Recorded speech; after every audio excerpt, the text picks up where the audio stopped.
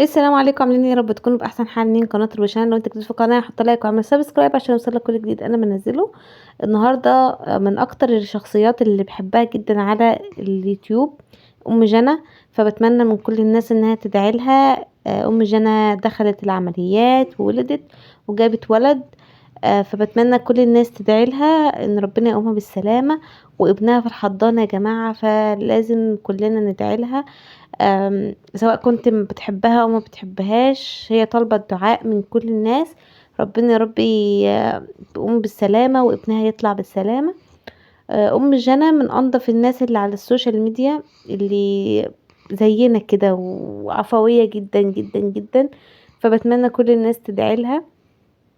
في ناس يعني ما بيعجبهاش طريقتها في الاكل او في الكلام او في كل الحاجات دي عادي. كل واحد ليه حياته، كل واحد ليه ظروفه يعني. فانت تحب الفلان بتحبه عشان شخصه، هو مش علشان حاجة تانية. بتمنى كل الناس تدعي لها وانها تقوم بالسلامة، وهي ان شاء الله هتطلع تطمنكوا عليها.